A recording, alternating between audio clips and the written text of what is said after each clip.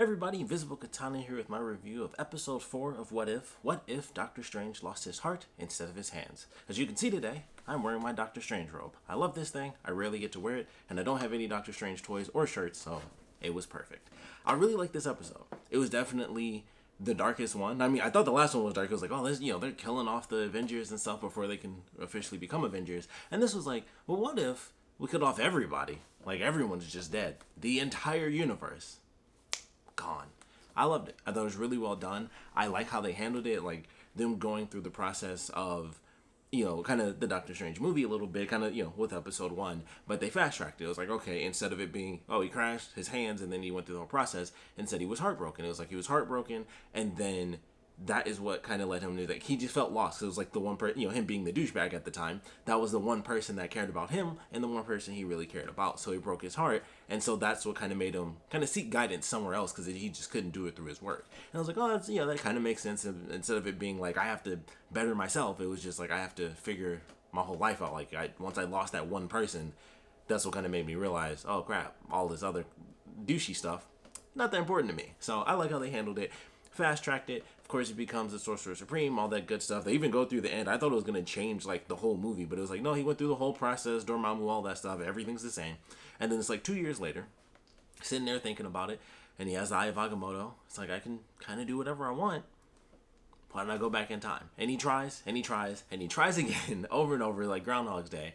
And I like the way they handled it. They introduced the idea of a fixed point within the universe. I watched some other reviews where a lot of people say like it makes it confusing because, they introduced this thing, and then of course previously we had Loki, so then they introduced a bunch of stuff there. So it's like, well, does this work here? How does it work with the different timelines and all that other stuff? I think it makes sense because it's like, all right, well, technically, we don't know when any of these different things take place, so that's just something new. It's just something new, but it fits within a separate timeline. Like, technically speaking, which they do explain at the end of Loki, so I guess slight spoilers, the sacred timeline technically only keeps them from dealing with other universes. It doesn't mean that the other universes don't actually exist yet. Like, they kind of make it seem that way, but in reality, it's like, well, I kind of did this to make sure that we don't deal with other timelines, but they already exist out there. They just don't interact with the other universes. That's why they branch off, and when they pass a certain line, then it's scary, because it's like, that's too far off, where they might interact with a different, universe. So it makes sense. Like, they never mentioned that before, but it's like a fixed point cannot be changed. But of course, time travel stuff is always iffy, and then they already did it with Avengers, and now they're doing like an extra little bit where it's like, technically you can't change anything because it ruins stuff. It's like, but also in Avengers, they did technically change things, and it didn't ruin anything, and it just does what Marvel does, which is it just makes a branch universe. So it was a little bit weird where certain fixed points can't work, and so it does make it a little bit convoluted, but at the same time, I was like, okay, I guess I kind of understand how they did it, because of course, also at the end of the Avengers, they do actually take everything back as well. So it doesn't actually deal with the concept of we're changing it and then that's it. It's like, no, we change it, but then we put everything exactly back to the way that it was, at the end of Endgame. So it was a slightly new concept, but I was like, okay, it's not too far out where it seems weird, but they technically do different things at the end of Endgame, and then same with Loki where they explain very specific stuff. So I was like, I can see it being a new concept that works, and it'll be interesting to see if they bother putting any of that stuff in the movies, because like the whole point is that you can watch all the shows and it doesn't have to really affect the movies. But it'll be interesting to see that end up playing out. Also, it's definitely Shumagorath, right? Like, that was the second time. I was like, the first time, I was like, okay, might be Shumagorath. It's a tentacle creature that comes out of a portal. Probably Shumagorath. Confirmed to be in Doctor Strange 2. Might be Shumagorath. It screams. And, I think I talked about that where it was like, it could be that with it being telepathic, they would instantaneously, it's this otherworldly being, it would already know how to speak with them because it's telepathy and not just like speaking English or whatever. But I was like, at the same time, they could easily write that where that's not the case.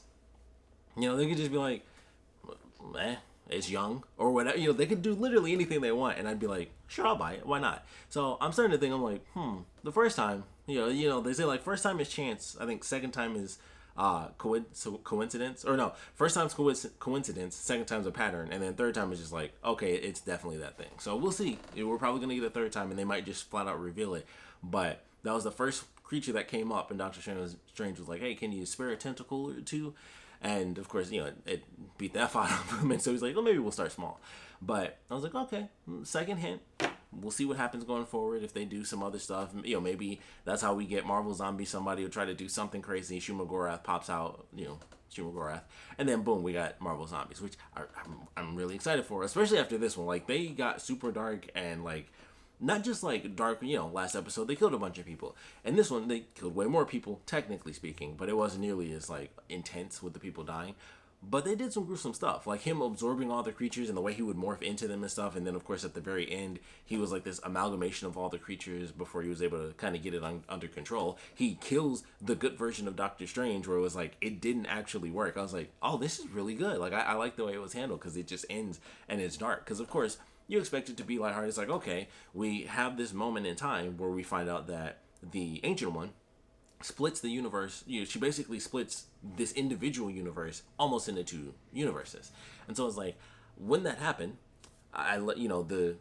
technically the original him is the one that went bad. So it was like, the other you went evil, and then I kind of did this for you, and you're just here. And basically all he did was walk outside, and it was like, oh, this ain't right. And so then it was like, you have to fight the evil version of yourself.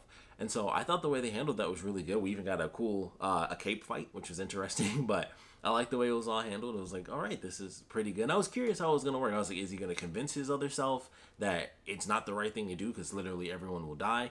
I was also very confused by the fact that they talk about like this really crucial point, and it's just like, well, if he has the Eye of Agamotto, technically speaking, he could just save her. And then, they basically make it like a full-on paradox where it's like, well, you can't do this because then, you'll never exist, that sort of thing.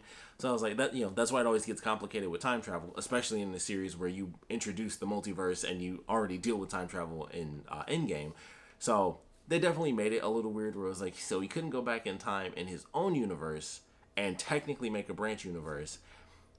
So I don't know. I guess technically that was how they were trying to play it. Like, they don't mention the multiverse thing, though. It was like, if you do this, you'll be saving her here, but it won't make you any different. It'll just make a different universe. Like, she doesn't say that. It's just like, this will stop you from becoming Doctor Strange. I was like, that's not how the Marvel Universe works in the films or in the comics. So it was a little weird, but they somewhat explained it, and I was just like, I'll let it go. So it was like, they kind of explained it well, and then there are other parts where I look at it and I'm like, I don't know if that works 100%, but I accepted it because I'm just like, who cares? This is a really sweet episode, so I wasn't that concerned about it. I was like, they'll fix it in the end, and by fixing it, they killed everybody. So I was like, oh, it really doesn't matter now because they're all dead, past, present, future. It's all gone. So I was like, oh, okay, that's not how I thought that was gonna go, but kills the good Doctor Strange. He absorbs him. They both have all of their combined magic.